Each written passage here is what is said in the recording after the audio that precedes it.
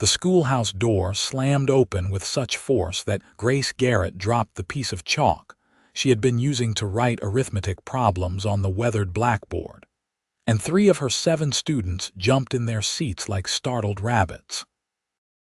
Mayor Hutchins stood in the doorway, his round belly straining against his waistcoat, his face red as a summer tomato beneath his black bowler hat.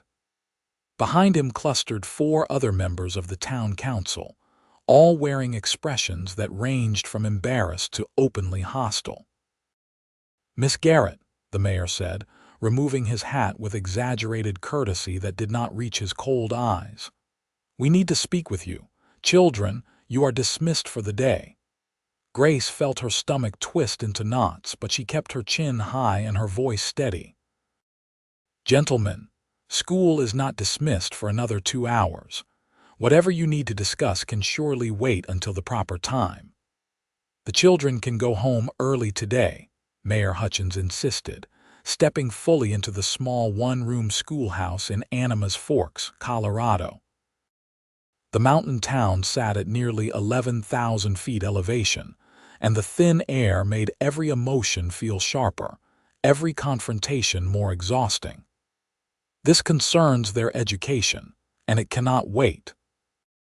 Grace's 7 students, ranging in age from 6 to 14, looked between their teacher and the imposing men with wide, worried eyes. She could see fear in little Emma's face, confusion in the Johnson twins, and something like anger in her oldest student, 14-year-old Thomas. "Very well," Grace said quietly, turning to her students. "Please gather your things and head straight home. We will continue our lessons tomorrow morning at the usual time. Do not forget to practice your reading tonight."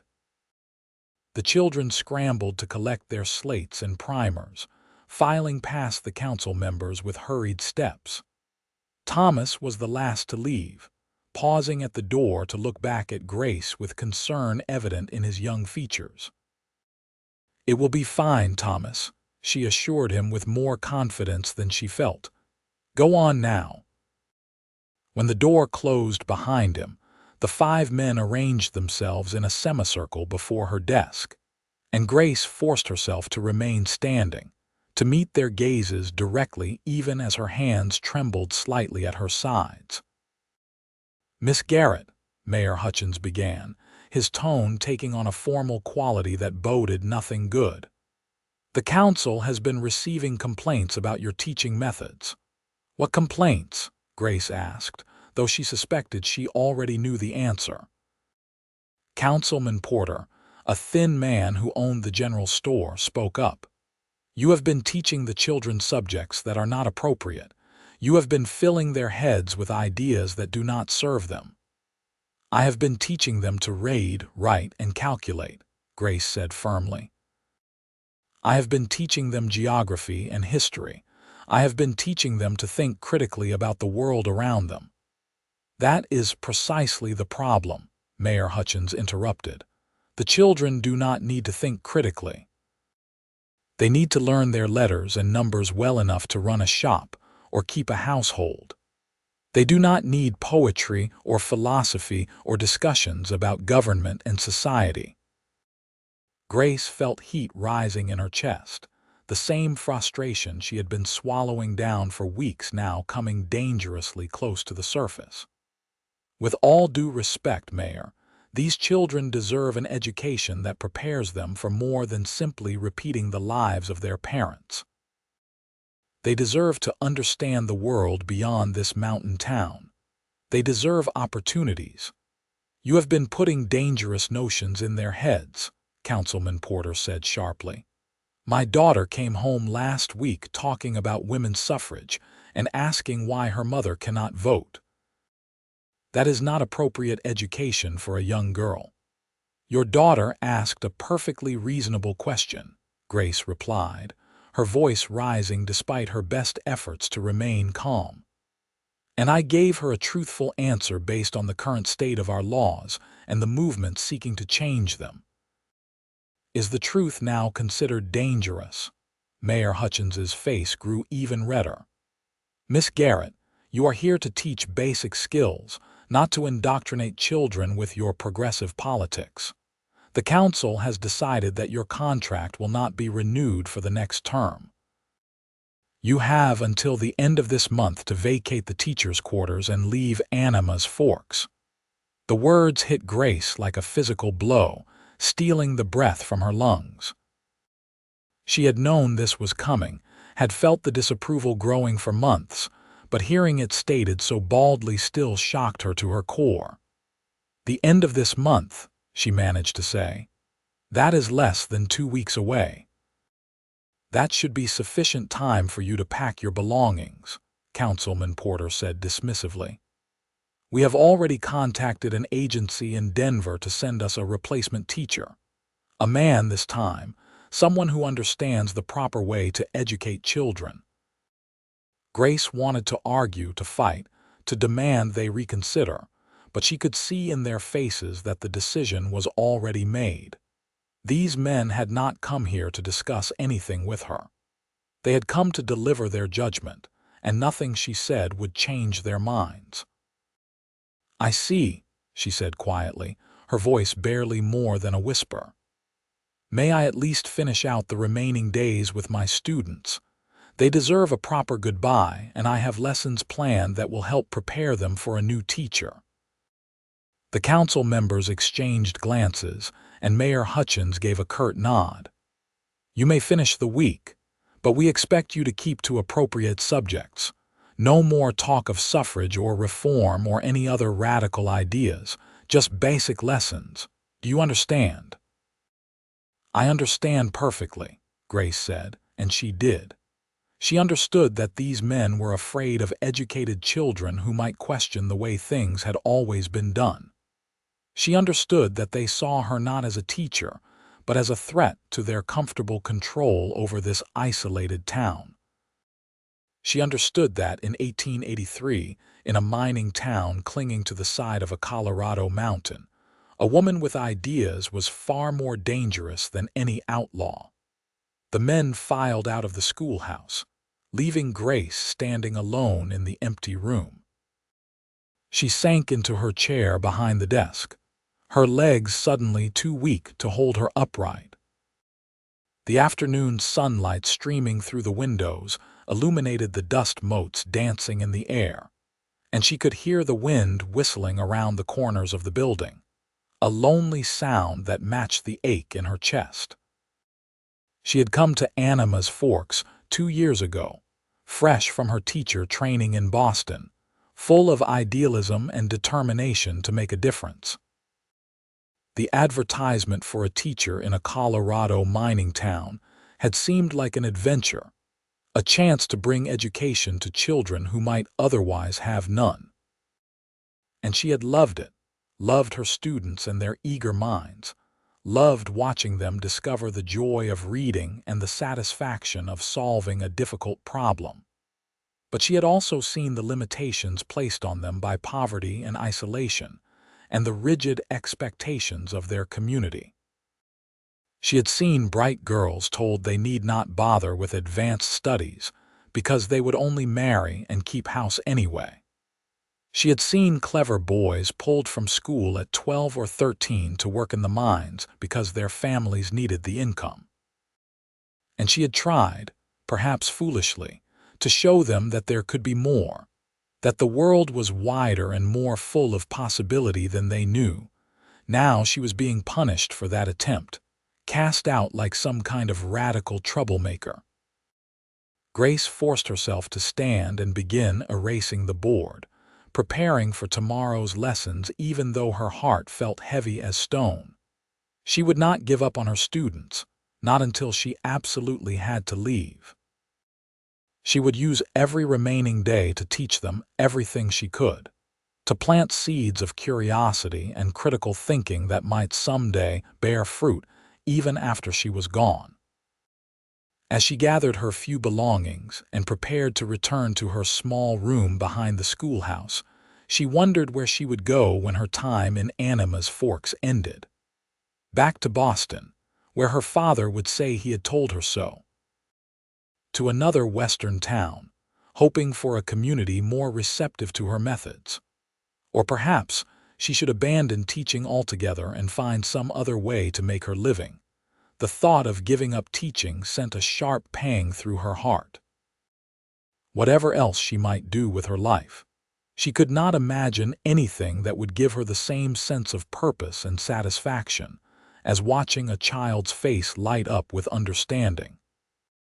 But for now, all she could do was finish out her remaining days with dignity and hope that whoever replaced her would at least care for her students half as much as she did.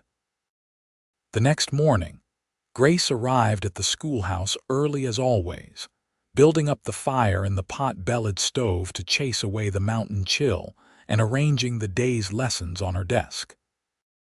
She had decided to focus on practical skills these last few days, things the council could not possibly object to, while still trying to slip in moments of broader learning wherever she could. Her students arrived in ones and twos, and she could see immediately that word of yesterday's confrontation had spread. Even the youngest children looked at her with solemn eyes, and Thomas appeared ready to start a fight with anyone who might threaten his teacher. "Good morning, everyone," Grace said with as much cheerfulness as she could muster. "Please take your seats. We have a great deal to accomplish today." Before she could begin the morning lessons, the door opened again, and Grace's heart sank, expecting another visit from the council. Instead, a man stepped through the doorway, ducking his head to clear the frame, and Grace found herself staring at someone she had never seen before in Anima's Forks. He was enormous, well over 6 feet tall with shoulders so broad they seemed to fill the doorway. His dark hair fell past his shoulders in waves that looked like they had been trimmed with a hunting knife rather than scissors, and a thick beard covered the lower half of his face. He wore buckskin clothing that had seen hard use, and his boots were caked with mud from the mountain trails. His arms, visible below his rolled-up sleeves, were corded with muscle, and everything about him spoke of raw strength and outdoor living. A mountain man, Grace thought, one of those solitary souls who lived up in the high country, trapping and hunting and avoiding civilization as much as possible. But what struck her most were his eyes. They were a remarkable shade of blue-green, like a mountain lake in summer, and they held an unexpected intelligence and gentleness that contrasted sharply with his imposing physical presence. "I am sorry to interrupt," the man said, his deep voice soft and careful as though he was not used to speaking much. "I am looking for the teacher, Miss Garrett." "I am Miss Garrett," Grace said, moving toward him curiously. "How may I help you?" The big man twisted the fur cap in his massive hands, looking suddenly uncertain. "My name is Victor Zimmerman. I live up in the mountains above the tree line.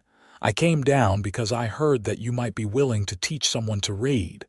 Grace's eyebrows rose in surprise. This mountain giant wanted to learn to read. "Mr. Zimmerman, I would be happy to help you, but as you can see, I am currently teaching these children. Perhaps we could arrange lessons in the evening." Victor shook his head slowly. "I do not mean me, Miss Garrett. I can read well enough. I mean my cousin Maggie. She is 18 and never had proper schooling. Her family moved west when she was young, and there was never a teacher where they settled. I was hoping you might take her on as a student." Before Grace could respond, Mayor Hutchins appeared in the doorway behind Victor, his face already turning red at the sight of the mountain man. "Victor Zimmerman," the mayor said sharply, "what are you doing bothering Miss Garrett? She has students to teach." Victor turned slowly to face the mayor, and though he said nothing threatening, his sheer size seemed to make the portly politician take an involuntary step backward. "I am not bothering anyone, Mayor," Victor said mildly. "I came to ask Miss Garrett about teaching my cousin." "Is there a law against that? Your cousin can hire a tutor like anyone else," Mayor Hutchins blustered. "Now you need to leave so Miss Garrett can get on with her work."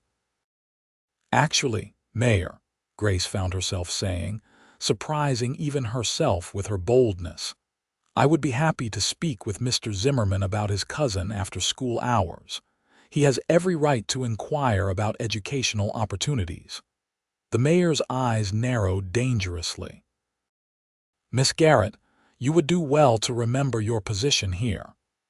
I remember my position perfectly, Grace said, meeting his gaze steadily. I am the teacher of this school for the remainder of this week, and I believe education should be available to anyone who seeks it, regardless of age or circumstance. Mayor Hutchins looked like he wanted to say more, but with Victor's imposing presence filling the room and all 7 children watching with rapt attention, he apparently thought better of it. Instead, he turned on his heel and stormed out, muttering under his breath about insolent women who did not know their place. Victor watched him go with an unreadable expression, then turned back to Grace. I did not mean to cause you trouble, Miss Garrett. You did not cause anything that was not already there, Grace assured him. Please, Mr. Zimmerman, come by this evening around 6 o'clock, and we can discuss your cousin's education. I really would be glad to help if I can. A slow smile spread across Victor's bearded face, transforming his rough features into something almost boyish despite his size. Thank you, Miss Garrett. I will be here. He ducked back through the door and disappeared, leaving Grace and her students in a silence that lasted approximately 3 seconds before all 7 children began talking at once, asking questions about the giant mountain man and why the mayor was so angry. Grace held up her hand for quiet. That is enough, children. Mr. Zimmerman is simply someone seeking educational assistance for a family member, which is admirable. Now, let us turn our attention to today's lessons. Thomas, please read the opening passage from your reader. But as Thomas began to read aloud, Grace found her thoughts drifting back to Victor Zimmerman and his remarkable eyes. There had been something in his manner, some quality of respectful attention that had impressed her. And the fact that he cared enough about his cousin's education to come down from his mountain solitude to seek help spoke well of his character. She wondered what his story was, how a mountain man had learned to read when his younger cousin had not. She wondered what had brought him to this isolated life in the high country. And she found herself, despite everything else weighing on her mind, looking forward to 6 o'clock with an anticipation she had not felt in some time. The day passed slowly, each lesson feeling more precious now that Grace knew her time with these children was running out. At lunchtime, as the students ate their simple meals of bread and cheese and dried meat, Thomas approached her desk. Miss Garrett, he said quietly, his young face serious. Is it true what they are saying, that the council is making you leave? Grace saw no point in lying to him. Thomas was bright and perceptive, and he deserved honesty. Yes, Thomas, I will be leaving at the end of this month, but that is not fair. He burst out, his voice rising enough that the other children looked over curiously. You are the best teacher we have ever had. You actually make learning interesting. The teacher before you just made us copy letters over and over and hit us with a ruler if we made mistakes. Sometimes life is not fair, Grace said gently. But that does not mean we stop trying to do what is right. You have learned so much in the past 2 years, Thomas. You have a fine mind and a good heart. Do not let anyone tell you that you cannot continue learning just because you do not have a teacher standing in front of you. Keep reading everything you can get your hands on. Keep asking questions. Keep thinking about the world and your place in it. Thomas's eyes were bright with unshed tears. Will you write to us? After you leave? If you would like me to, of course I will, Grace promised. And you must write back and tell me how you are all doing. This seemed to comfort him somewhat, and he returned to his lunch with the other children. But Grace felt the weight of her impending departure settling more heavily on her shoulders. These children had become dear to her, each one with their own personality and potential. Leaving them felt like abandoning something sacred. The afternoon lessons focused on arithmetic, and Grace was pleased to see even her youngest students grasping the concepts of addition and subtraction. Little Emma, who had struggled so much at the beginning of the year, was now confidently solving problems on her slate, her tongue poking out slightly in concentration.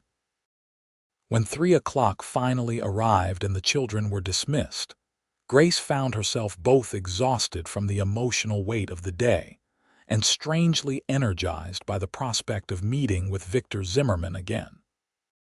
She spent the next few hours tidying the schoolhouse, preparing the next day's lessons, and trying to make herself presentable after a long day of teaching. At precisely 6 o'clock, a knock sounded on the schoolhouse door. Grace opened it to find Victor standing there, his fur cap in his hands, looking somehow even larger in the gathering twilight. "Mr. Zimmerman," she said warmly, "please come in." He entered carefully, as though afraid his bulk might knock something over in the small space. Grace gestured to one of the larger student desks, but he shook his head with a slight smile. "I will stand if it is all the same to you, Miss Garrett. Those desks were not built for someone my size." Grace could not help but return his smile. "I suppose you are right about that. Would you like some coffee? I keep a pot warm on the stove." "That would be kind of you." As Grace poured 2 cups of the strong, bitter brew, she studied Victor more carefully. Now that she was not surrounded by students and an angry mayor, she could see details she had missed before. Despite his rough appearance, he moved with a surprising grace, and his hands, though large and calloused, were clean and well kept. His buckskin clothing was worn but meticulously maintained, and she noticed a leather-bound book tucked into his belt. "Please, tell me about your cousin," Grace said, handing him one of the cups. "You said her name is Maggie." "Margaret properly, but everyone calls her Maggie," Victor said, cradling the cup in his large hands. "She came to live with me about 6 months ago after her parents died of fever. She is a good girl, smart and hardworking, but she never learned to read beyond recognizing a few simple words. Her family moved around too much when she was young, always chasing better land or mining opportunities, and there was never a school nearby." "That is unfortunately common in the territories," Grace said sympathetically. "And you said you can read. How did you learn?" Victor's expression grew distant, as though remembering something from long ago. "My mother taught me when I was young before the war. She was educated back east, and she made sure I knew my letters and numbers. After she died and I came west, I kept reading whatever books I could get my hands on. It made the long winters up in the mountains less lonely." "What do you read?" Grace asked, genuinely curious. He looked almost embarrassed. "Mostly whatever the trader brings through. I have a copy of Robinson Crusoe I have read probably 10 times, some Shakespeare, a few books of poetry. Last year I got a copy of Walden by Thoreau.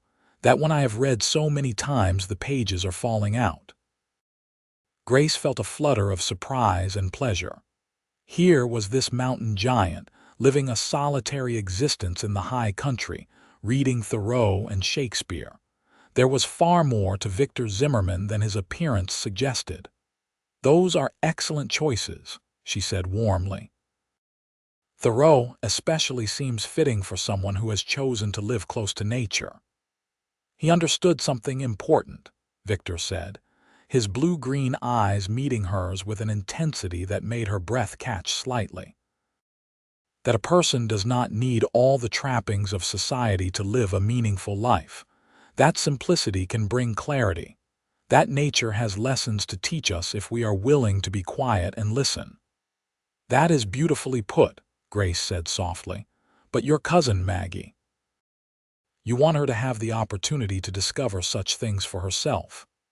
"I do," Victor said firmly. And more than that, I want her to have choices. Right now, she is limited by her inability to read. She cannot read a contract or a deed.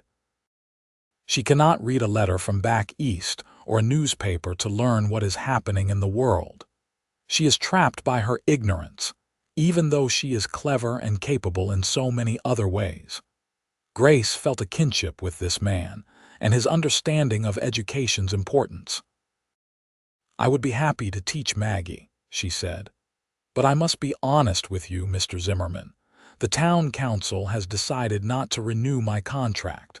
I will be leaving Anima's Forks at the end of this month. That gives me less than 2 weeks to work with her." Victor's expression darkened. "They are fools," he said bluntly. "I have heard people in town talking about how much their children have learned from you, how much they look forward to school now. Why would they want to replace you?" "Because I teach more than they want their children to know," Grace said with a touch of bitterness. "I encourage them to think and question and imagine possibilities beyond this town. Apparently, that makes me dangerous." "Only to small minds that are afraid of change," Victor said. "But if you have only 2 weeks, then I would be grateful for whatever time you can give Maggie. Even a little reading ability would open doors for her, and perhaps—" He hesitated as though considering something carefully. "Perhaps you might consider staying longer." "Staying where?" "The council has made it clear I am not welcome here." "My cabin is about 3 hours up the mountain," Victor said slowly. "It is simple but sturdy, and it sits on land I own, bought and paid for. There is a smaller cabin nearby that I built for storage, but it could easily be converted into living quarters. If you needed a place to stay while you figured out your next step, and if you were willing to continue Maggie's lessons in exchange for room and board, it might benefit both of you." Grace stared at him, caught completely off guard by the offer. Live on a mountain with a mountain man and his cousin. It was utterly improper, potentially scandalous, and exactly the kind of thing that would horrify the town council even further. And yet, something about the idea called to her. The thought of not having to immediately uproot herself again, of having time to decide her next move without pressure, of continuing to teach someone who genuinely wanted to learn, all of it appealed to her more than it probably should. "Mr. Zimmerman," she said carefully, "that is a very generous offer, but I am not sure it would be appropriate. A single woman living in such close proximity to a single man, even with your cousin as chaperone, would raise questions about my reputation." "I understand," Victor said, and he sounded genuinely disappointed. "I did not mean to suggest anything improper, Miss Garrett. I just thought that if you needed somewhere to go and Maggie needed a teacher, it might work out well for everyone, but I see how it might look to others." Grace found herself reluctant to dismiss the idea entirely. "Let me think about it," she heard herself saying. "In the meantime, why do you not bring Maggie to the schoolhouse tomorrow evening? I can meet her and assess her current level of literacy, and we can at least begin some lessons.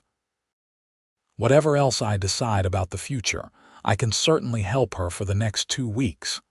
Victor's face brightened considerably. "That would be wonderful, Miss Garrett. Thank you. Maggie will be so pleased. She has wanted to learn for years but never had the opportunity." They spoke for a while longer about Maggie's background and what Grace might focus on in her teaching. Victor displayed an impressive understanding of educational principles for someone who had no formal training, and Grace found herself more and more intrigued by this gentle giant who quoted Thoreau and cared so deeply about his cousin's future. When he finally left, promising to return the next evening with Maggie, Grace sat alone in the darkening schoolhouse, her mind whirling with possibilities. The proper thing to do would be to return east, perhaps to Boston, and find a teaching position in an established school where her methods might be more appreciated. But the thought of going back east, of admitting defeat and returning to the stifling social expectations she had fled 2 years ago, filled her with dread.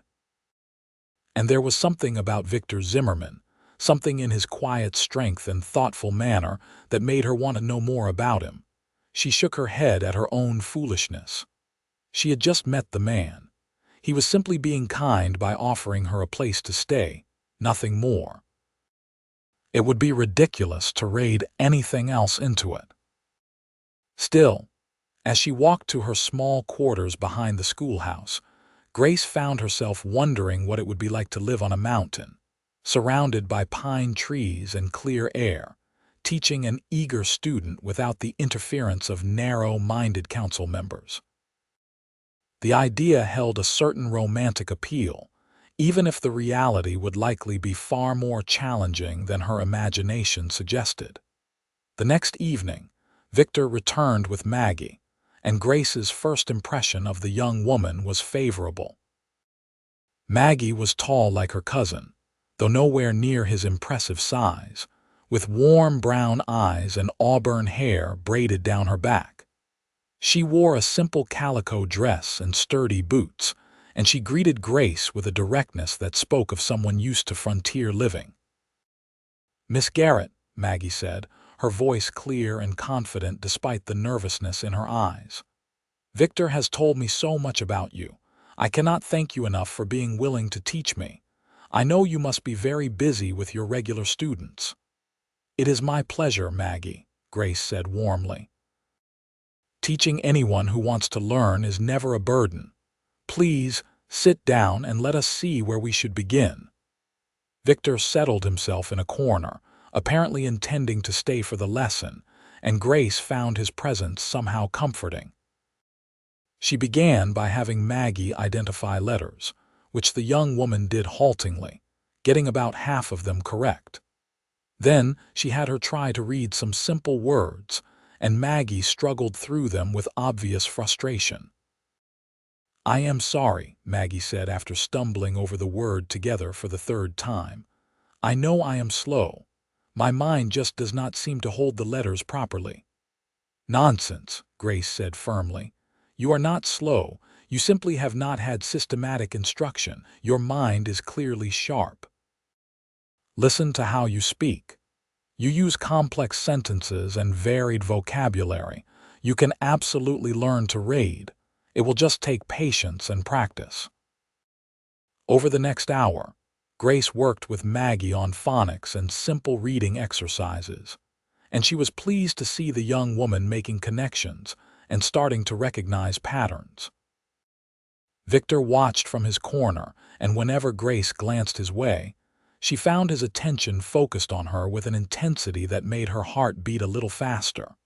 When they finished for the evening, Maggie was flushed with the effort but clearly pleased with her progress. "I read a whole sentence at the end," she said wonderingly. "I actually read it without help."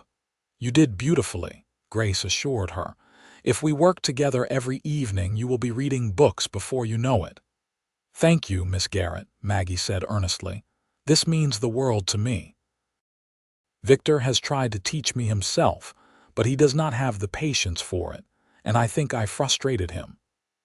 "I have plenty of patience for most things," Victor said mildly, "but teaching someone to read when I barely understand how I learned myself is beyond my abilities. Miss Garrett has training and skill that I lack."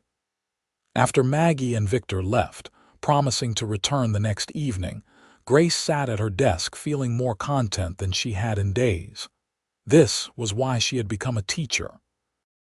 Not for the politics or the approval of town councils, but for moments like the one when Maggie's face lit up with understanding, when knowledge clicked into place and opened new possibilities. The week continued in this pattern. During the days, Grace taught her 7 regular students, trying to pour as much knowledge and encouragement into them as she could in the time remaining. In the evenings, Maggie came for her lessons, usually with Victor in attendance, and Grace watched the young woman's reading ability improve with gratifying speed. But beyond the teaching, Grace found herself looking forward to these evening sessions for another reason entirely.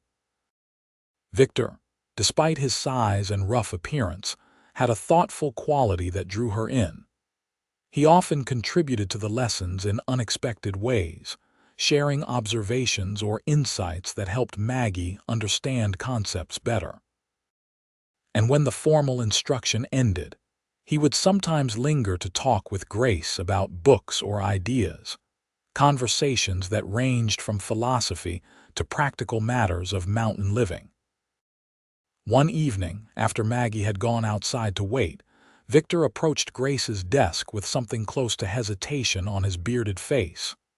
"Miss Garrett," he said carefully, "I know you are still considering what to do when your time here ends. I want you to know that my offer still stands. The cabin would be yours with complete privacy. Maggie and I would simply be neighbors, and beyond teaching Maggie, you would have no obligations. I know the town council has been unfair to you, and if you need time to figure out your next step without pressure, the mountain can provide that." Grace looked up at him, this giant of a man with his poet's soul and his protective instincts, and felt something shift in her chest. It was not just gratitude she felt, though there was certainly that. It was something warmer, something that made her acutely aware of his presence in a way she had never experienced before. "Why are you being so kind to me, Mr. Zimmerman?" she asked softly. "You do not know me. We have only just met." Victor was quiet for a long moment, his blue-green eyes searching her face. "I know that you stood up for me when the mayor wanted to throw me out of the schoolhouse. I know that you have treated Maggie with respect and patience, not as some ignorant frontier girl, but as an intelligent person worthy of education. I know that you spoke passionately about your students and your desire to teach them to think for themselves. That tells me more about your character than weeks of casual acquaintance might." He paused, then added more quietly, "And I know what it is like to feel like you do not fit in the place where you find yourself. I came to these mountains because I could not find my place among people in towns and cities. Up here, I can be who I am without judgment. I thought perhaps you might appreciate the same opportunity, at least for a while." Grace felt tears prick at her eyes, moved by his understanding. "I will think about it seriously," she promised. "The idea appeals to me more than you might imagine, but I need to be practical about my future. I cannot hide on a mountain forever, no matter how pleasant that might sound." "I am not asking you to hide," Victor said gently. "I am offering you space to breathe and time to choose your path without desperation forcing your hand. There is a difference." That night, lying in her narrow bed in the teacher's quarters, Grace thought long and hard about Victor's offer. The practical part of her brain insisted she should return east, find a position in an established school, rebuild her teaching career in a place where her methods might be better received. But her heart, that treacherous organ, whispered that the mountain might offer something she had never found anywhere else. The week ended, and Grace faced her final days with her regular students with a heavy heart. On the second-to-last day, Thomas brought her a gift that nearly undid her composure entirely.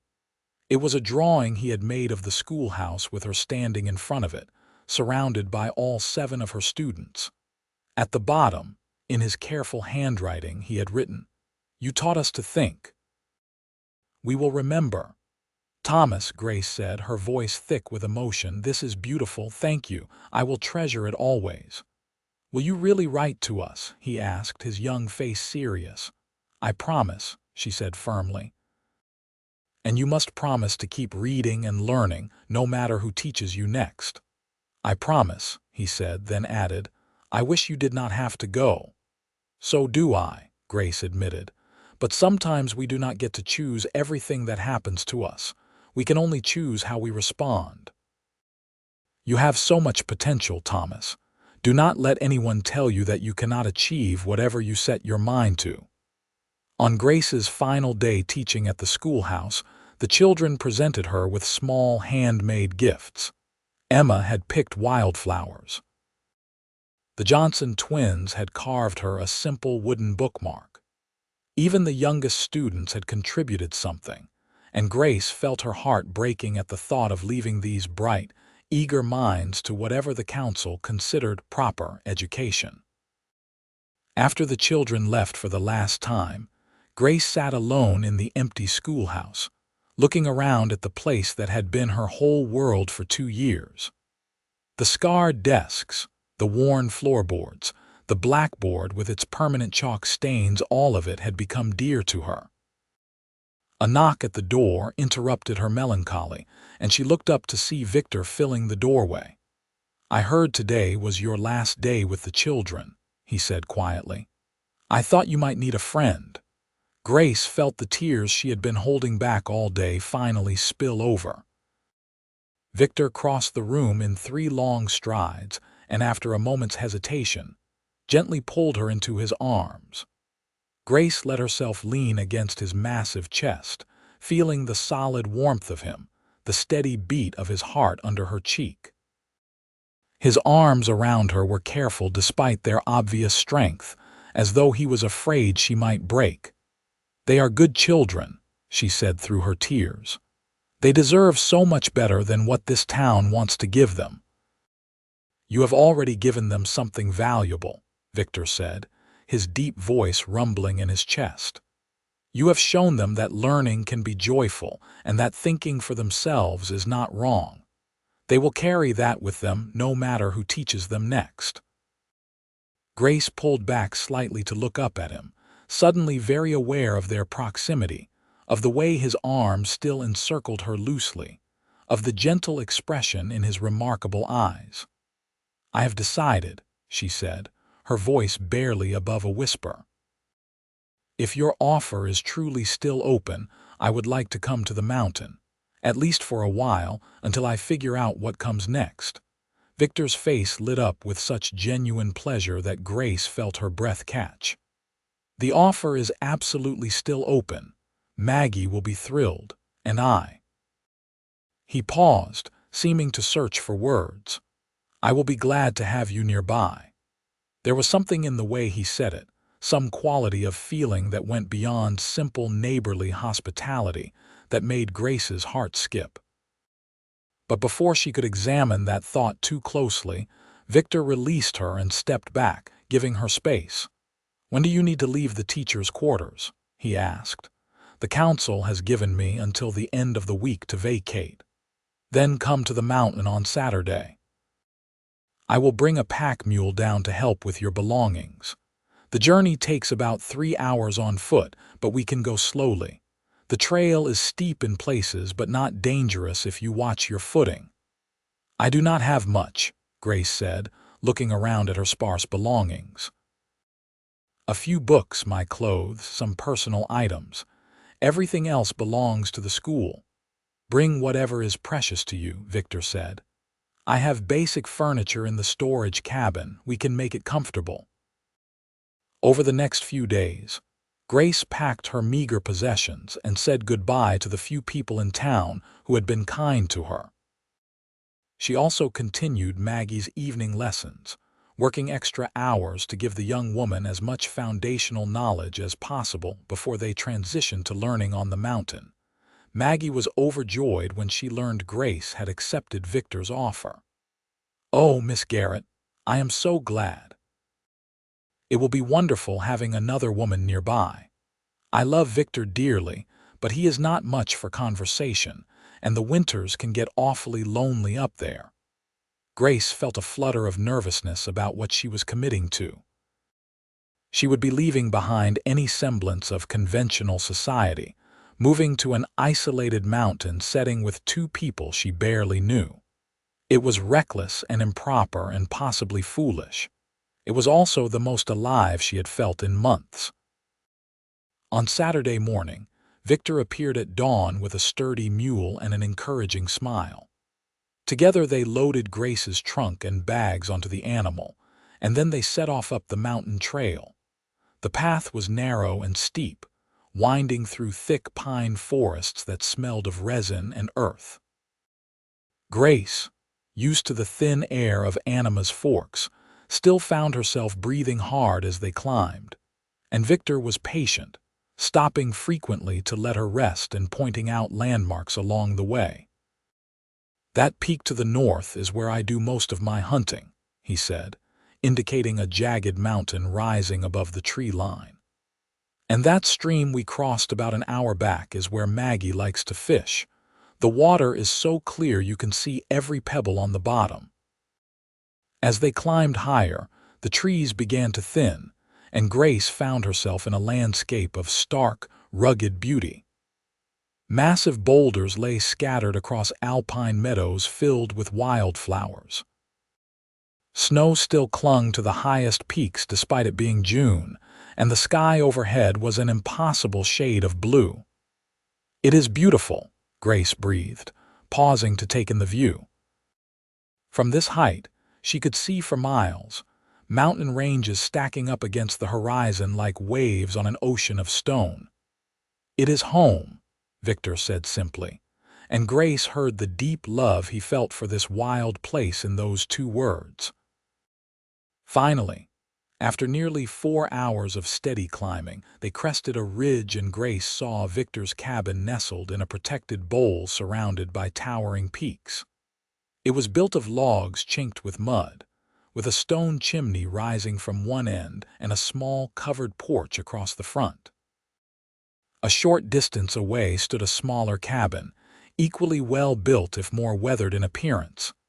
Between them, a cold stream tumbled over rocks, and a small garden plot showed neat rows of young vegetables. "The big cabin is mine," Victor said, gesturing. "The smaller one was originally for storage, but I cleaned it out and added a proper bunk and a stove. It should be comfortable enough."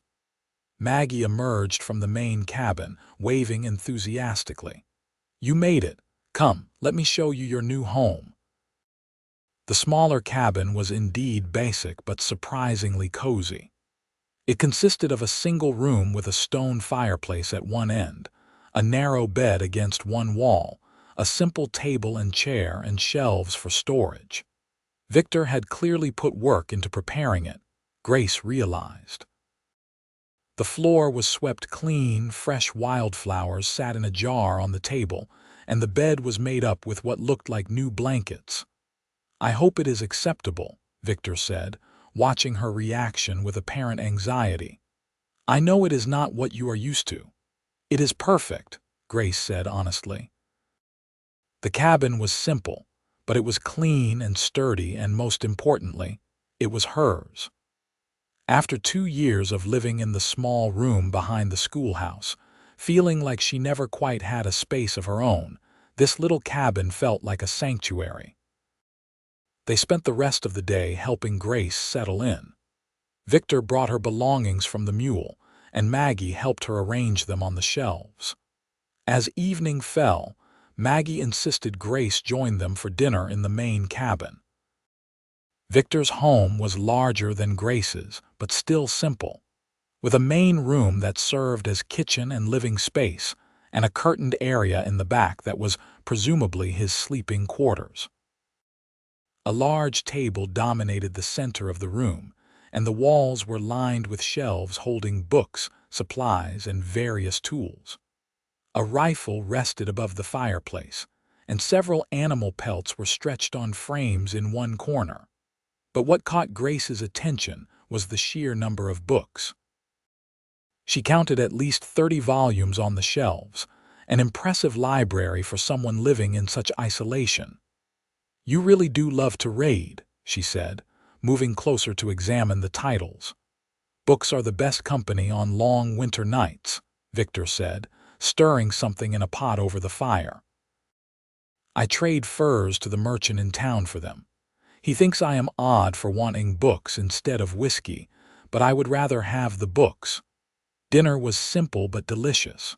A rich stew made from elk meat and vegetables with cornbread on the side. As they ate, Grace felt herself relaxing in a way she had not managed in months.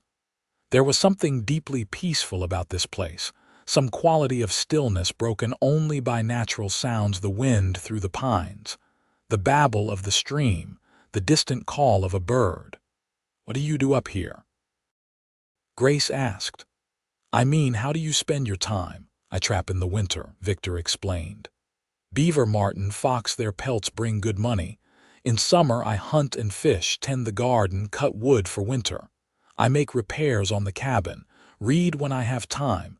It is a simple life but a good one." "And I help with the garden and the preserving," Maggie added. "And I keep the cabins clean and do the mending. Victor is terrible at sewing. His stitches look like a drunk spider walked across the fabric."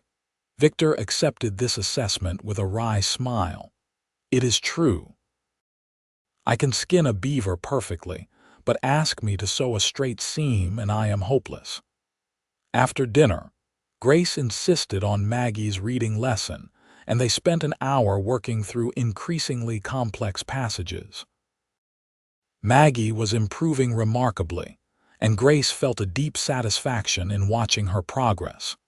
When the lesson ended, and Grace prepared to walk the short distance to her own cabin, Victor insisted on accompanying her despite the fact that it was barely 50 yards away.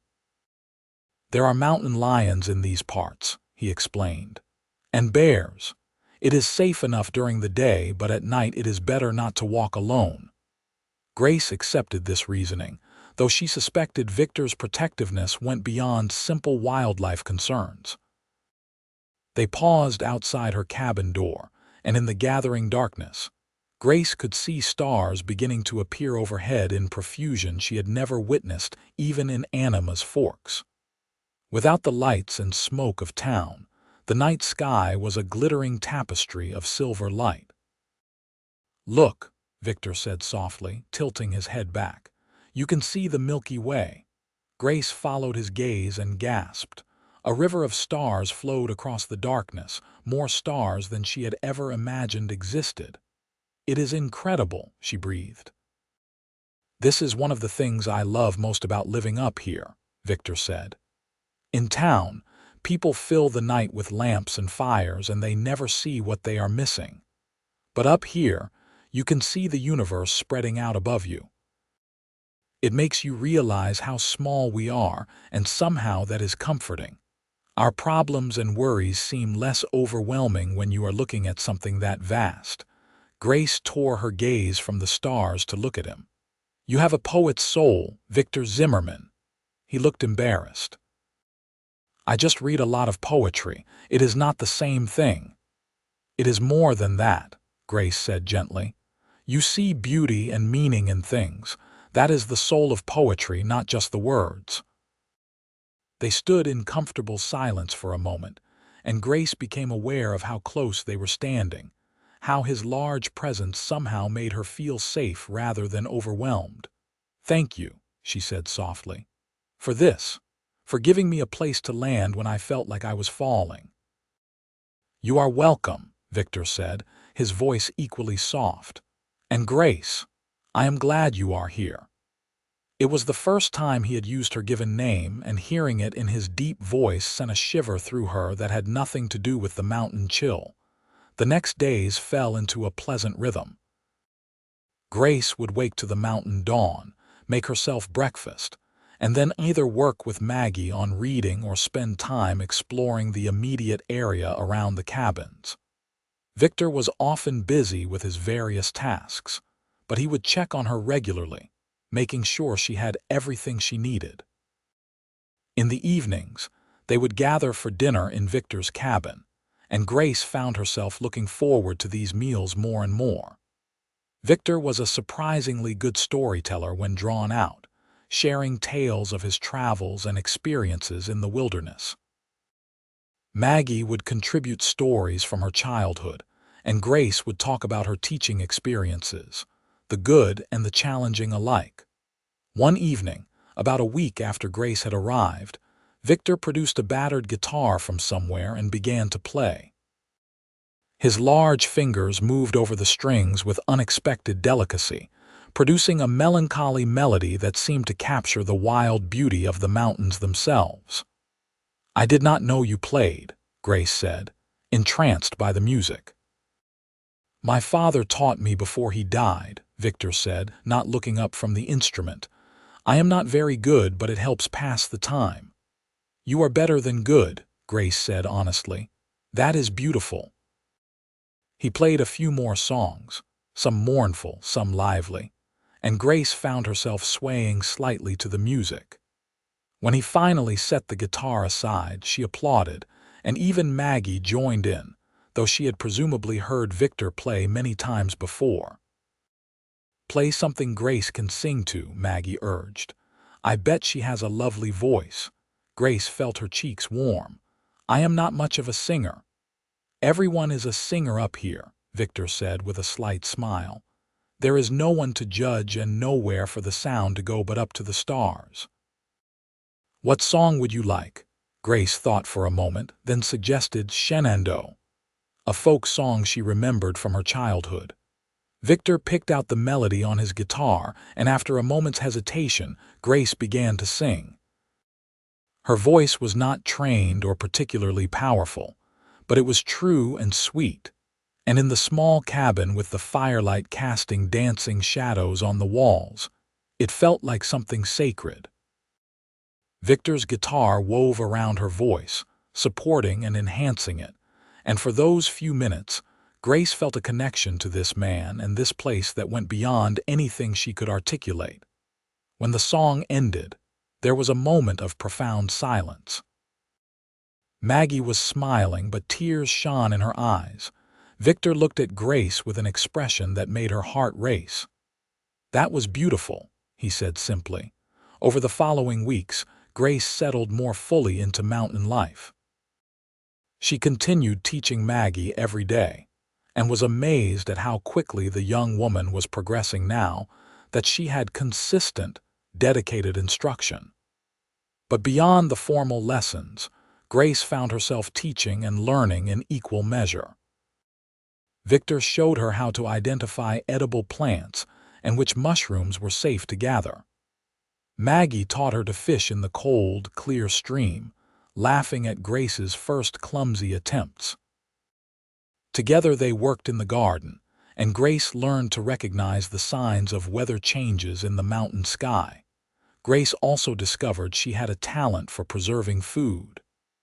As summer progressed, they gathered berries and wild herbs, and Grace helped Maggie prepare them for storage. She found satisfaction in this practical work, using her hands to create something tangible and useful. But more than the skills and knowledge, Grace found herself simply happy. The weight of disapproval and judgment she had carried in Anima's forks slowly lifted. Up here, no one cared if she taught Maggie about women's suffrage or encouraged her to think critically about the world. No one told her she was too bold or too opinionated or too anything. And Victor was becoming something more than just a kind friend who had offered her shelter. Grace found herself noticing small things about him.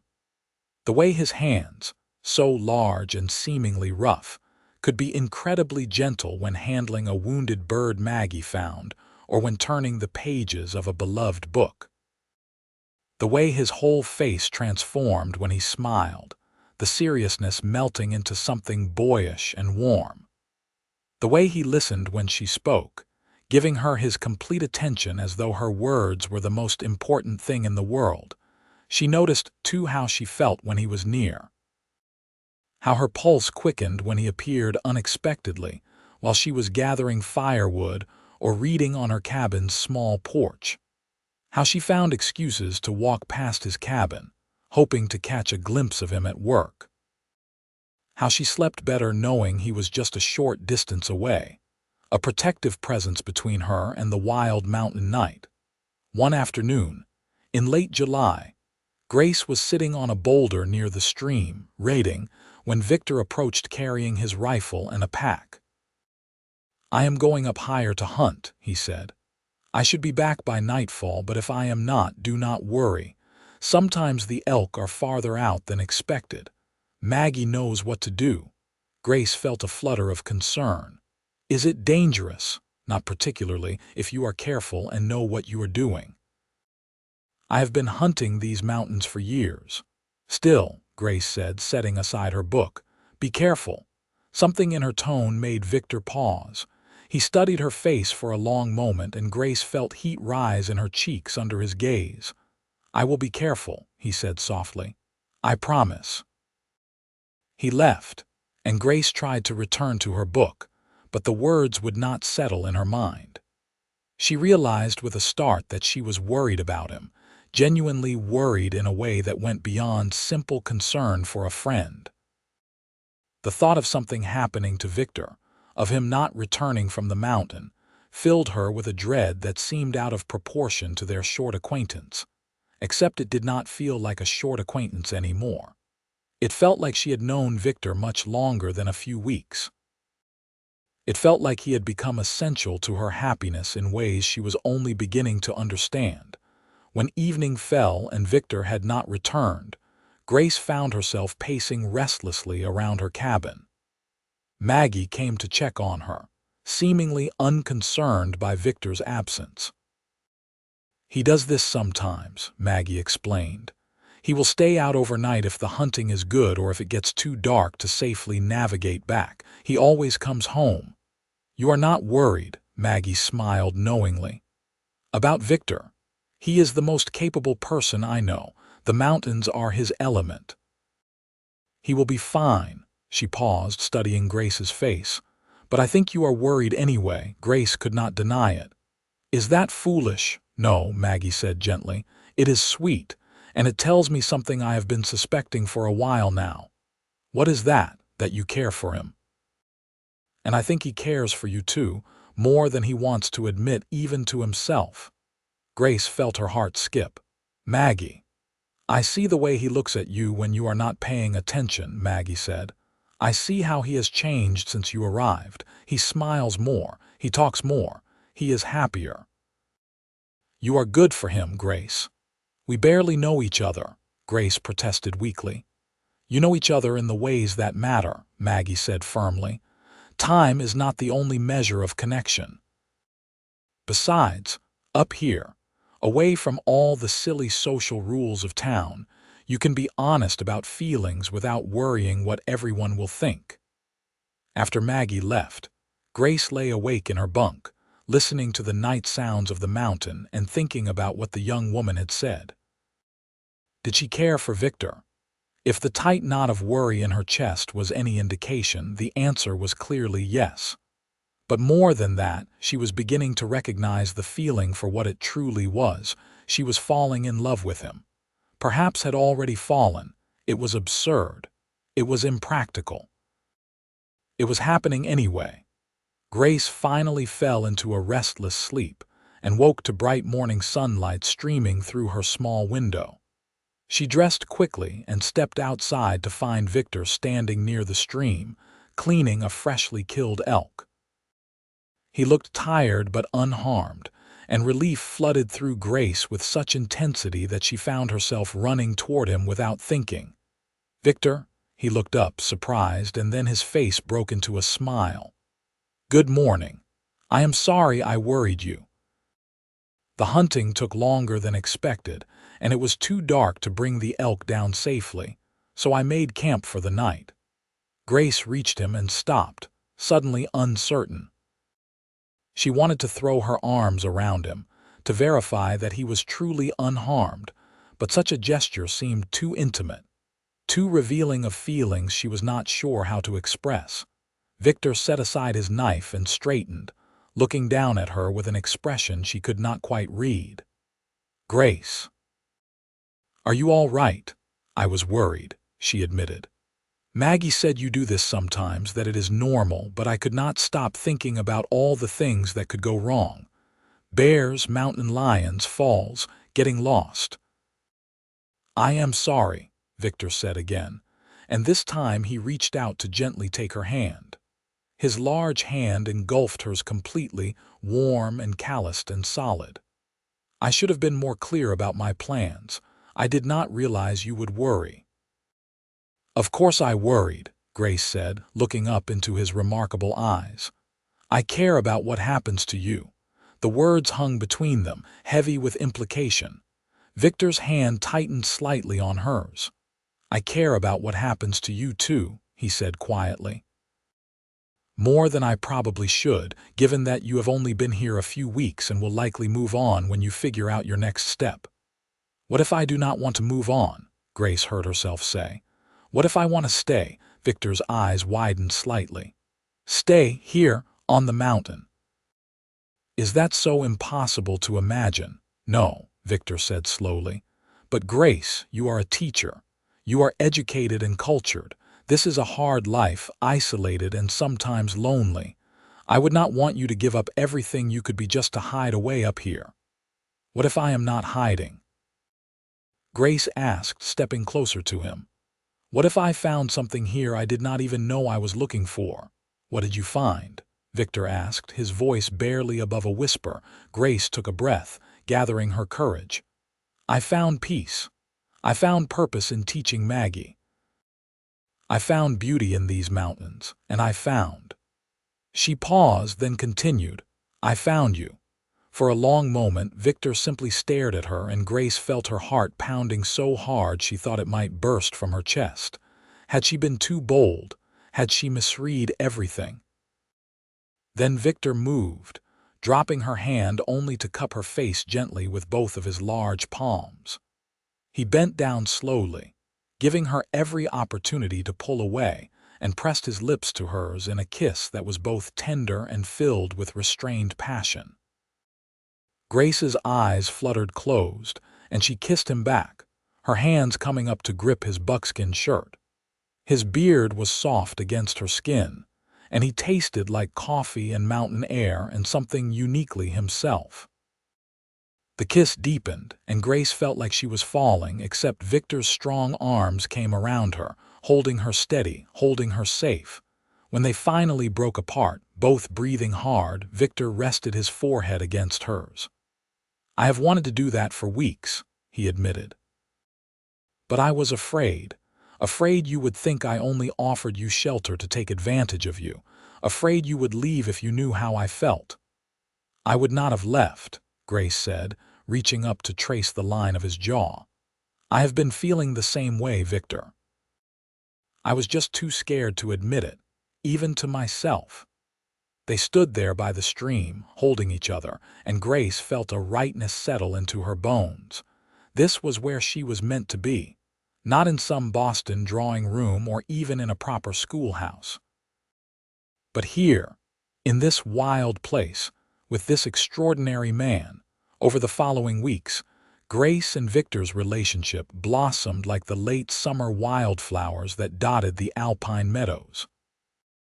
They were careful to maintain propriety for Maggie's sake, but they spent increasing amounts of time together, talking and laughing and slowly learning the details of each other's pasts. Victor told her about his childhood in Missouri, about his mother who had loved learning and passed that love to him. He told her about losing both parents to illness, about fighting in the war despite his young age, about coming west afterward because he could not bear to stay in a place so full of ghosts. "I thought I came to the mountains to be alone," he said one evening as they sat on his cabin's porch watching the sunset paint the peaks in shades of gold and rose. "But I think I was really just waiting for someone who could share this life with me, who could understand why I choose simplicity and solitude over society's complications." Grace told him about her upbringing in Boston, about her father who thought teaching was beneath their family's social standing and her mother who had died when Grace was young.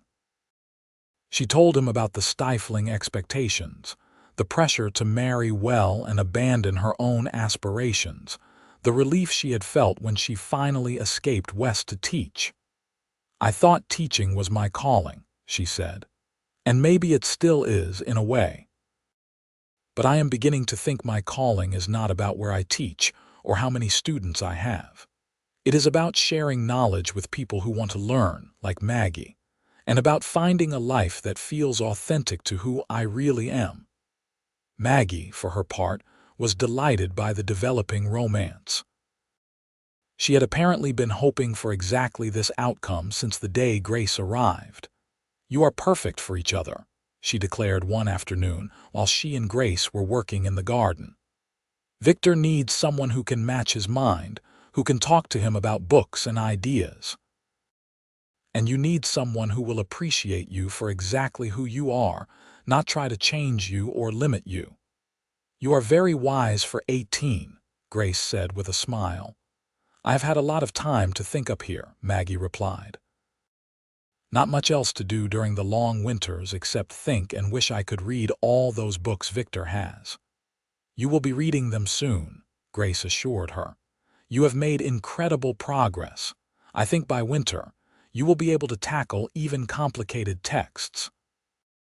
As August faded into September, the aspens on the mountainsides began to turn gold, and there was a new crispness to the morning air that spoke of autumn's approach. Victor began preparing for winter in earnest, cutting and stacking firewood, checking the cabins for any needed repairs, laying in supplies. "Winter comes early and hard up here," he explained to Grace. "By October, we will have snow. By November, we could be snowed in for days or weeks at a time. We need to be ready." Grace found herself thinking seriously about staying through the winter. She had enough money saved from her 2 years of teaching to contribute to supplies, and she could certainly earn her keep by continuing to teach Maggie and help with the daily work of mountain living. But more than the practical considerations, she simply could not imagine leaving Victor and the life she had found here.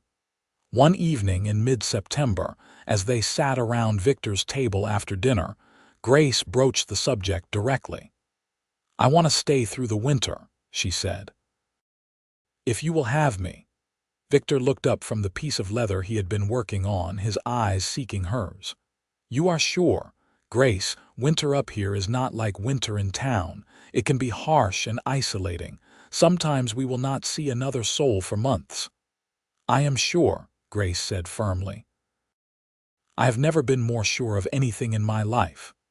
"Then stay," Victor said simply. "Stay as long as you want. Stay forever if you choose." "Forever is a long time," Grace said softly. "Not long enough," Victor replied, and the look in his eyes made Grace's heart race.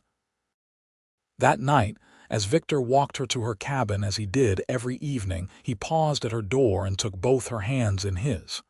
"Grace," he said, his voice serious, "I need you to know something. I am in love with you. I think I started falling the moment I saw you stand up to the mayor to defend my right to ask you about teaching Maggie.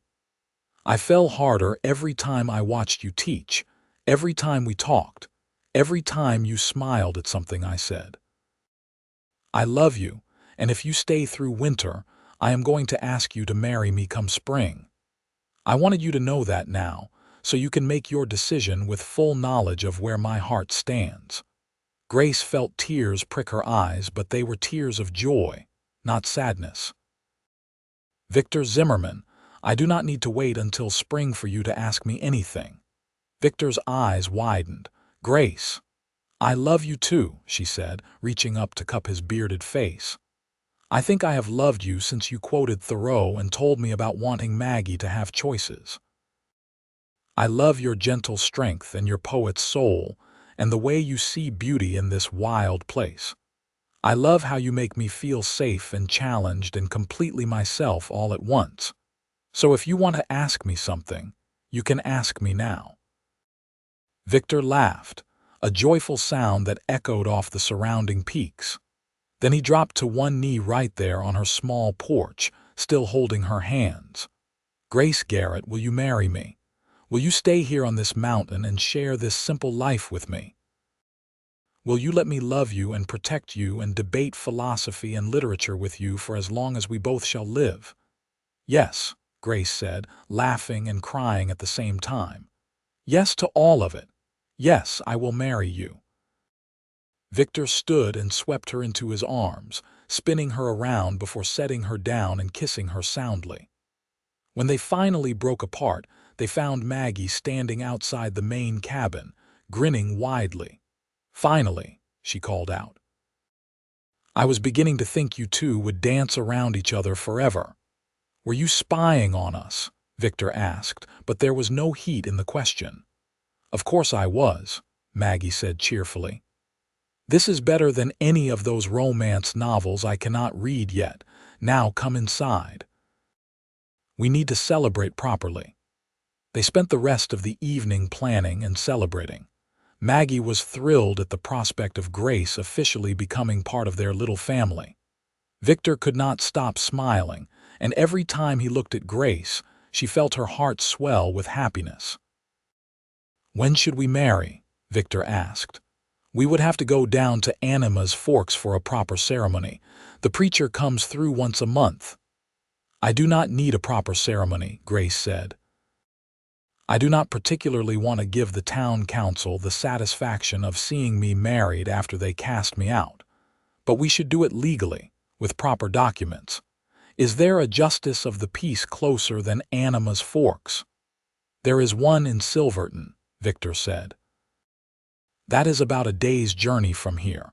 We could go there, get married, and be back within 3 days." "Then let us do that," Grace said. Soon, before the weather turns too cold for travel, they decided to make the journey the following week. Victor would need to bring the mule to carry supplies they would purchase in town, and they could turn the trip into a combination of wedding and provisioning for winter. The week passed in a flurry of preparation. Grace had little in the way of fancy clothes, but Maggie helped her alter a simple blue dress she owned, adding some ribbon trim that made it more festive. Victor trimmed his hair and beard, though he still looked wild and rugged even cleaned up. On a crisp morning in late September, the three of them set out for Silverton. The journey took them through some of the most spectacular scenery Grace had ever witnessed. They traversed high passes where the views seemed to stretch forever, followed rushing streams through narrow valleys, and passed through groves of golden aspen that glowed like fire in the autumn sun. They camped one night under the stars, and Grace fell asleep with Victor's arms around her, warm and safe despite the mountain cold. Maggie slept a discreet distance away, giving them privacy while still serving as chaperone. They reached Silverton the next afternoon. It was larger than Anima's Forks, a bustling mining town with a main street lined with saloons, shops, and businesses. Victor led them directly to the justice of the peace, a kindly older man named Judge Morrison. "We want to get married," Victor said simply. "Today, if possible." Judge Morrison looked at the three of them, his eyes lingering on Grace's worn but respectable dress and Victor's rough clothing. "You have the license fee. And are you both of legal age and entering into this of your own free will?" "We have the fee," Victor confirmed. "I am 32, she is 25, and we are both here by choice." "And you, miss?" the judge asked Grace directly. "You are certain you want to marry this man? No one is forcing or coercing you?" "I have never been more certain of anything," Grace said clearly. "I love him and I want to be his wife." The judge nodded, apparently satisfied. "Well then, let us get you married. Maggie, is it? You can serve as witness." The ceremony was simple and brief, conducted in the judge's small office with Maggie beaming beside them. But when Victor slipped a simple gold band onto Grace's finger and the judge pronounced them husband and wife, Grace felt the weight and joy of the commitment settle into her soul. She was Grace Zimmerman now, married to a mountain man, committed to a life far different from anything she had ever imagined for herself. And she had never been happier. Victor kissed her gently when the judge gave permission, and Grace saw tears in his eyes that matched her own. "My wife," he said wonderingly. "Grace Zimmerman." "My husband," she replied, "Victor Zimmerman." After the ceremony, they purchased supplies from the general store. Victor introduced Grace as his wife with obvious pride, And while the shopkeeper looked somewhat surprised at the unusual match, he was polite and helpful. That night, Victor rented them a room at the hotel so Grace could have one night of comfort before the journey back to the mountain. Maggie took a separate room, and for the first time, Grace and Victor were truly alone together as husband and wife. Victor was gentle and patient, treating Grace with such tender care that she felt cherished beyond measure. They talked for hours, holding each other in the narrow hotel bed, making plans for their future and sharing dreams they had never voiced aloud before. "I want to build us a larger cabin," Victor said, running his fingers through Grace's loose hair. "Something with a separate room for sleeping and maybe even a room you could use for teaching if you want to continue working with Maggie or any other students who might come along." "I would like that," Grace murmured against his chest. "And Victor, I want to have children someday." "Is that something you want too?" She felt him tense slightly, then relax. "I want everything with you," he said quietly. "Children, growing old together, building a life that matters, all of it." The journey back to the mountain took 2 days as they were loaded down with supplies. But Grace found she did not mind the slow pace. She was in no hurry to arrive anywhere, content to be traveling with her husband and Maggie through the beautiful autumn landscape. When they finally crested the ridge and saw their cabins nestled in their protected bowl, Grace felt a surge of homecoming. This was truly home now, this wild mountain place. Not just somewhere she was staying temporarily, but her home, hers and Victor's. "Welcome home, Mrs. Zimmerman," Victor said, smiling at her. "Thank you, Mr. Zimmerman," Grace replied, returning his smile. "It is good to be home." The winter that followed was everything Victor had warned her about and nothing she had feared. The snow came early and deep, sometimes piling up to the eaves of the cabins. There were days when it was too cold to venture outside for more than the necessary trips to gather firewood or check on supplies. But Grace never felt trapped or isolated. She spent her days teaching Maggie, who was now reading fluently and working her way through Victor's library with enthusiasm. She spent time with Victor, talking and reading aloud to each other, playing music, and simply enjoying each other's company. She learned to cook on the cabin's simple stove, to sew and mend, to make candles and soap, all the practical skills of frontier life. And at night, she lay safe and warm in her husband's arms, listening to the wind howl around the cabin and feeling grateful for the path that had led her here. They celebrated Christmas simply, with small handmade gifts and a special dinner. Victor carved Grace a beautiful wooden box for her teaching supplies. Grace made him a warm scarf from yarn she had learned to knit. Maggie received a new dress that Grace had sewn, and several books Victor had ordered from the trader. As winter deepened into January and February, Grace realized with a combination of joy and nervousness that she was pregnant.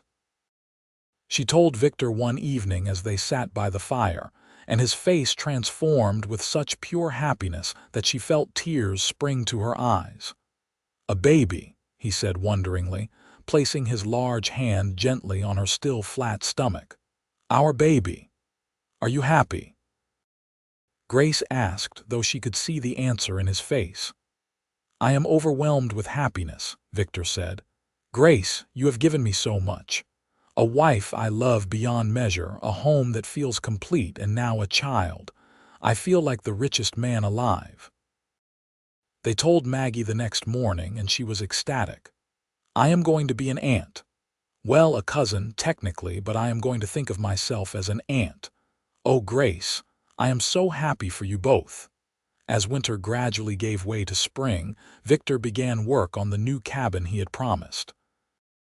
It would be a larger structure with 3 rooms, a main living area, a separate bedroom, and a smaller room that could serve as a nursery and eventually a teaching space. With the melting snow making travel possible again, Victor made several trips to Silverton for lumber and supplies. On one of these trips, he returned with unexpected news. "I ran into one of the council members from Anima's Forks," he said. Apparently, the new teacher they hired lasted exactly 1 month before quitting. The man could not handle the isolation and the altitude. They have been through 2 more teachers since then, and neither worked out. The children are barely learning anything. "That is unfortunate," Grace said, and she meant it. She still thought of her former students often, wondering how they were doing. "There is more," Victor said. "The council member, Porter I think his name was, he asked if I knew where you had gone.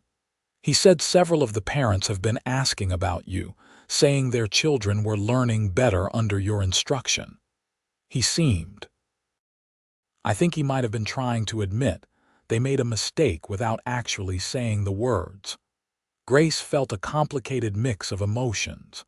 Vindication, certainly, that her teaching methods had proven effective, but also sadness for the children who were suffering due to the council's stubbornness. "It is too late now," she said.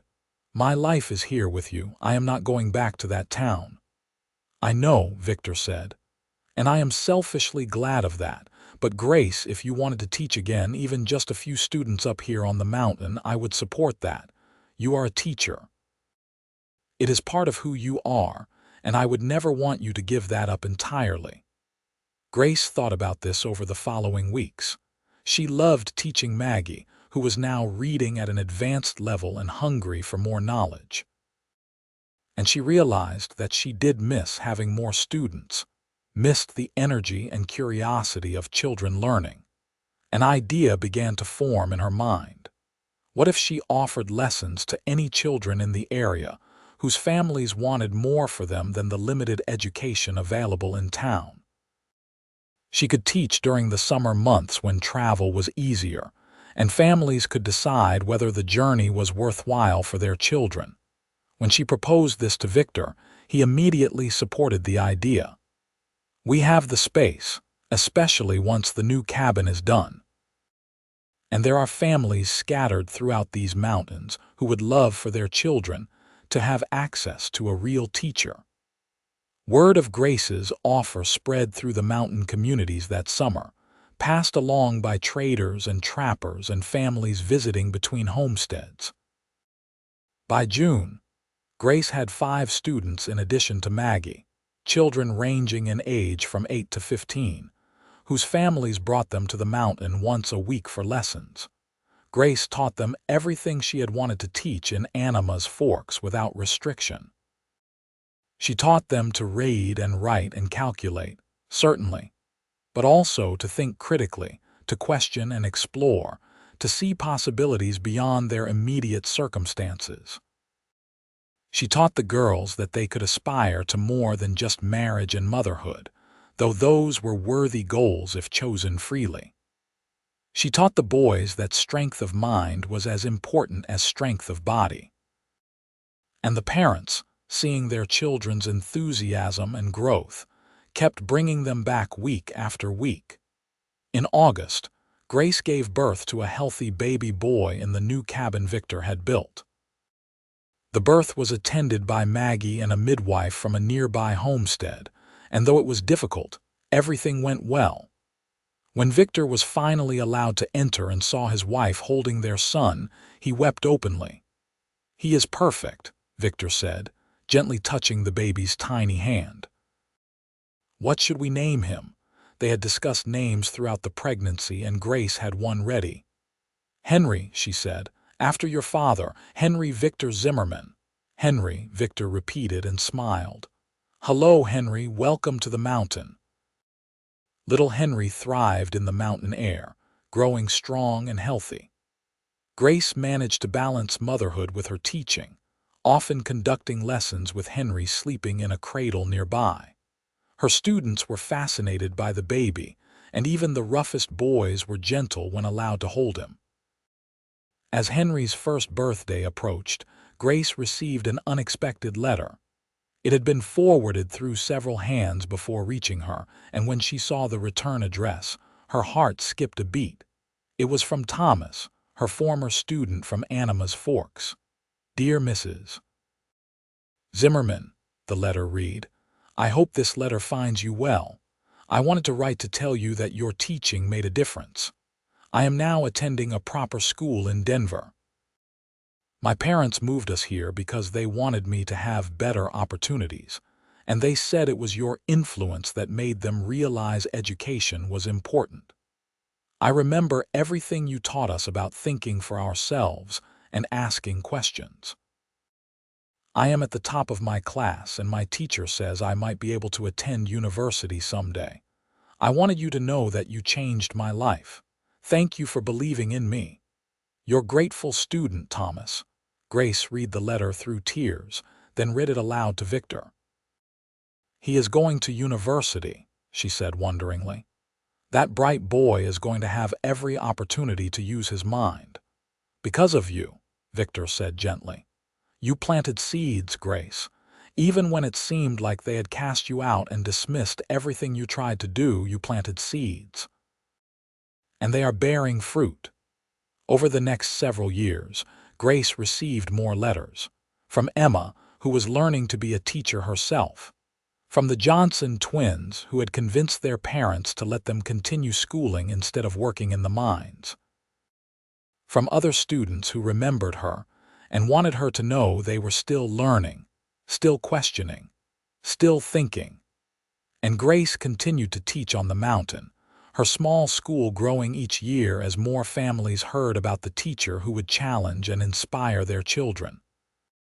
She never had more than a dozen students at a time, but she poured into each of them everything she had to give. Victor expanded their home again as their family grew. Grace gave birth to a daughter named Rose when Henry was 3, and then another son named James 2 years after that.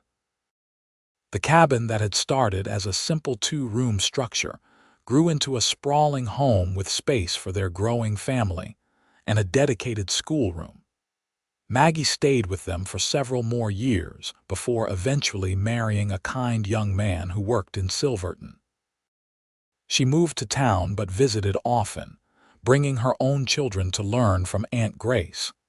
She remained an accomplished reader all her life, never forgetting the patient teacher who had given her the gift of literacy. Years passed in a rhythm of seasons. Springs full of melting snow and emerging wildflowers. Summers busy with teaching and tending the garden and watching the children explore the mountain. Autumns of golden aspens and preparing for winter. Winters of cozy evenings by the fire, reading and telling stories and being together. Grace never regretted her choice to leave conventional society behind. She had found something far more valuable on this mountain, a life lived on her own terms, with a man who loved and respected her completely, doing work that mattered. When Victor's hair began to gray and Grace found herself moving a bit slower, they would sometimes sit on their porch in the evening, watching the sunset paint the peaks in brilliant colors, and remember how they had found each other. You ever miss it? Victor asked one such evening. The life you left behind. Not for a moment, Grace said, taking his hand. You gave me something more precious than comfort or social standing. You gave me freedom to be fully myself. You taught me that home is not a place but the people you choose to share your life with. I think you taught me that, Victor said with a smile. Along with the importance of proper grammar and the subtle nuances of Shakespeare, Grace laughed. Well, I did always say education was important. Their children grew and eventually left the mountain, though they visited often with their own families. Henry became a teacher like his mother, working in schools throughout Colorado. Rose married a doctor and moved to Denver, where she became an advocate for women's education. James stayed closest to home, building his own cabin just over the ridge and raising his family in the same wild beauty that had shaped his childhood. When Grace was 72 and Victor 79, they sat together in the home they had built over decades of love and labor. Their bodies were slower now, marked by time and hard mountain living, but their minds remained sharp and their connection as deep as ever. "You remember the first time you came to my schoolhouse?" Grace asked, her head resting on Victor's shoulder. "You seemed so uncertain, this giant of a man asking so politely about teaching Maggie." "I was terrified," Victor admitted. "I had heard you were brilliant and beautiful, and I could barely string 2 sentences together around you." "You quoted Thoreau," Grace reminded him. "You told me about Robinson Crusoe and Shakespeare. You showed me your poet's soul right from the start. And you showed me that intelligence and passion do not make a woman dangerous. They make her magnificent," Victor said, pressing a kiss to her gray hair. "You taught me everything important, Grace. You taught me about love and partnership and building a life that has meaning. The council wanted to replace you because they were afraid of what you represented. But you taught me that the things worth having are worth fighting for, worth building slowly and carefully, worth protecting." Grace smiled, remembering the young teacher she had been, cast out by a town that could not see her value. And she thought of the mountain man who had seen past her circumstances to the person beneath, who had offered her not just shelter but a true home. "We built something good here," she said softly. "Did we not?" "We built something extraordinary," Victor replied. "A family, a home, a legacy of learning and love. We taught dozens of children to think and question and reach for more than they thought possible. And we did it together, on our own terms." As the sun set behind the peaks, painting the sky in shades of amber and rose, Grace and Victor sat together in the home they had made, surrounded by decades of memories and love. They had lived a simple life by society's standards, far from civilization's comforts and complexities. But it had been a rich life, full of purpose and passion and the deep satisfaction of work well done. Grace had been the schoolteacher the town wanted to replace, dismissed as too radical, too bold, too much. But the mountain man had seen her true worth. He had said she taught him everything important, but the truth was simpler and more beautiful than that.